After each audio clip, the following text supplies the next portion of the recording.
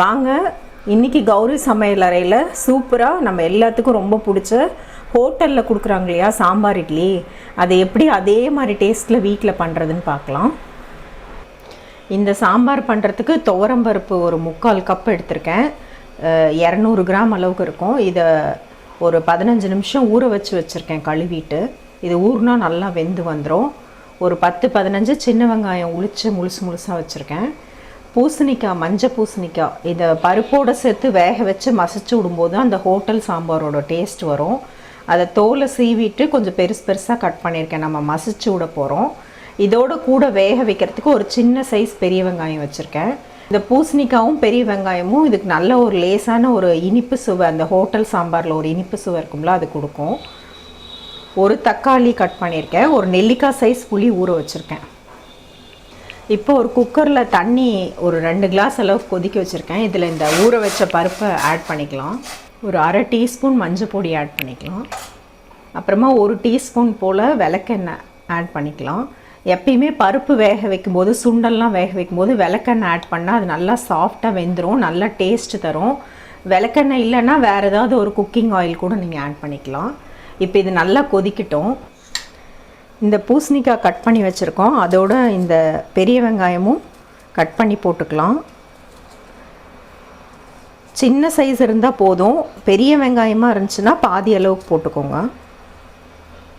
பருப்பு எப்பயுமே தண்ணி கொதித்தோடனே ஊற வச்ச பருப்பை போட்டுட்டு மூடக்கூடாது. அப்படியே கொஞ்சம் ஓப்பனாக ஒரு 2-3 மினிட்ஸ் வச்சுருந்திங்கன்னா அது நல்லா கொதித்து பால் பொங்குற மாதிரி பொங்கி வரும்.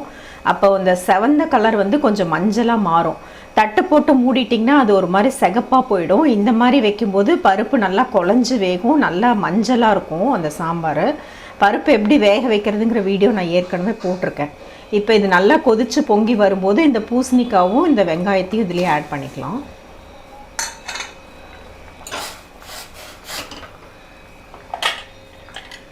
இப்போ இதை மூடி வச்சு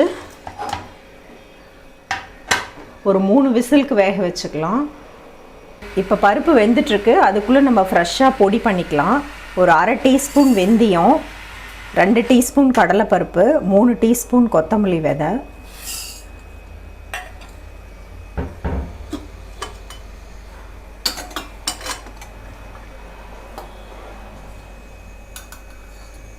கொஞ்சமாக நெய் ஒரு 2-3 ட்ராப் மட்டும் ஆட் பண்ணிக்கலாம்.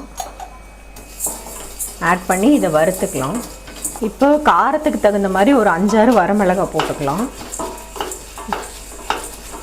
எல்லாமே சேர்த்து நல்லா செவக்கிற அளவுக்கு வறுத்துக்கலாம். இப்போ நல்லா எல்லாம் செவந்து ஒரு வாசம் வருது. இப்போ இதை ஆஃப் பண்ணிக்கலாம்.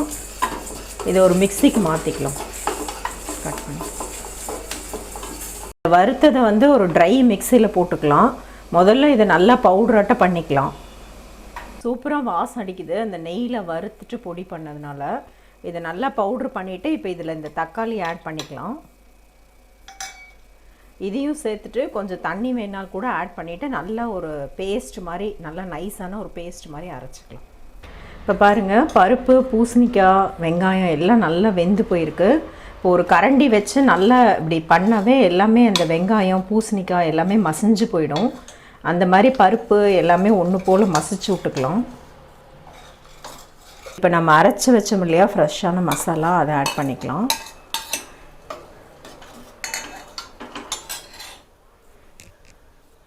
கொஞ்சம் 2 கருவேப்பிலை மட்டும் பிச்சு போடுறேன், கொஞ்சம் கொத்தமல்லி அப்புறமா கொஞ்சம் போட்டுக்கலாம். இப்போ போட்டோம்னா அது நல்லா ஒரு ஃப்ளேவர் கொடுக்கும்.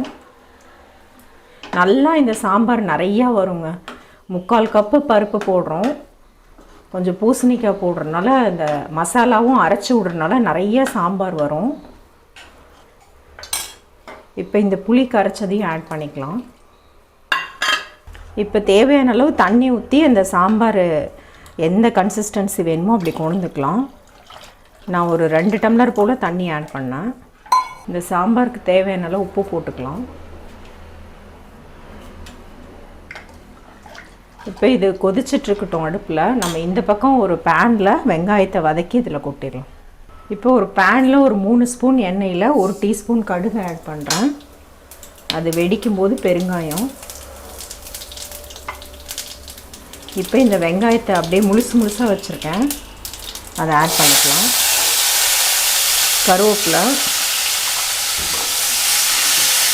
இதை வதக்கி விட்டுக்கலாம். இந்த பக்கம் சாம்பார் கொதிச்சிட்ருக்கு. இந்த வெங்காயம் ஒரு 2-3 நிமிஷம் நல்லா வதங்கினோன்னு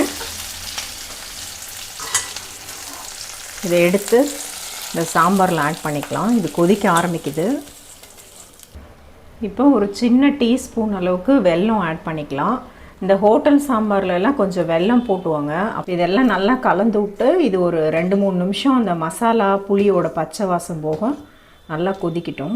இப்போ நல்லா ஒரு 3-4 நிமிஷம் நல்லா கொதிச்சிருச்சு, பச்சை வாசம்லாம் போயிடுச்சு. இப்போ நீங்கள் உப்பு காரம்லாம் செக் பண்ணிக்கலாம். தேவைப்பட்டால் கொஞ்சம் மிளகாத்தூள் போட்டுக்கலாம், உப்பு வேணாலும் நீங்கள் போட்டுக்கலாம். இது கரெக்டாக இருக்குது. டிஃபன் சாம்பார்லாம் ஓரளவுக்கு மைல்டாக தான் இருக்கும். அதுவும் நம்ம சாம்பார் இட்லியில் போடும்போது நிறையா சாம்பார் ஊற்றுவோம், ரொம்ப காரமாக இருந்தாலும் சாப்பிட முடியாது. இப்போ சாப் பண்ண கொத்தமல்லி போட்டுக்கலாம். நல்லா கலந்துட்டு ஆஃப் பண்ணிக்கலாம். சூப்பராக வாசம் அடிக்குதுங்க. அந்த ஃப்ரெஷ்ஷாக மசாலாவை வந்து சும்மா ஒரு 2 சொட்டு நெய்யில் தான் வதக்கி போட்டேன். அது அவ்வளோ ஒரு வாசம் அடிக்குது. இப்போ சூப்பரான இந்த ஹோட்டல் சாம்பார் ரெடி ஆகிடுச்சு. இப்போ நம்ம இட்லி ரெடி பண்ணிடலாம். இப்போ ஒரு மினி இட்லி தட்டில் ட்ராப்ஸாக நெய் வச்சுட்டு அதை ஸ்ப்ரெட் பண்ணிக்கிறேன் ஒட்டாமல் இருக்கிறதுக்காக. இட்லி மாவு எடுத்து ஒரு ஸ்பூனில் எடுத்து ஊற்றுனிங்கன்னா அது கரெக்டாக குட்டி குட்டியாக வரும். இப்போ நான் ஏற்கனவே பெரிய இட்லி ஊற்றி வச்சுருக்கேன், அது பாதி வெந்திருக்கு. மினி இட்லி கொஞ்சம் சீக்கிரமாகவே வெந்துடும். இது மேலேயே இதை வச்சுக்கலாம். இப்போ ஒரு பிளேட்டில் சாம்பார் ஊற்றிக்கலாம், குழியாக இருக்க பிளேட்டில்.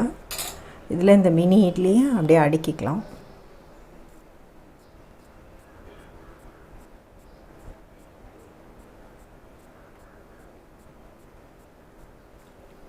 அதுக்கப்புறம் அது மேலே இன்னும் கொஞ்சம் சாம்பார் ஊற்றிக்கலாம்.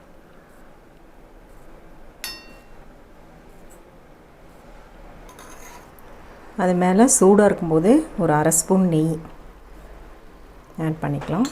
இப்போ சூப்பரான mini sambar idli hotel style ready ஆயிடுச்சு. பெரிய இட்லிலையும் இதே மாதிரி சாம்பார் இட்லி பண்ணலாம், அதுவும் ரொம்ப நல்லாயிருக்கும். நார்மலாக நம்ம செய்கிற இட்லிலையும். நீங்கள் சென்னையில் வந்து ட்ரிப்ளிகேனில் ரத்னா கேஃபில் சாம்பார் இட்லி சாப்பிட்ருக்கீங்களா? ரொம்ப ஃபேமஸ் அது. இட்லியை வச்சுட்டு ஒரு மக்கில் இந்த மாதிரி இன்னும் பெருசாக டபுள் சைஸ் இருக்க ஒரு மக்கில் கொண்டு வந்து சாம்பார் ஊற்றுவாங்க. சூப்பராக இருக்கும். அப்படியே சுட சுட ஊற்றுவாங்க. இந்த இட்லியை வச்சுட்டு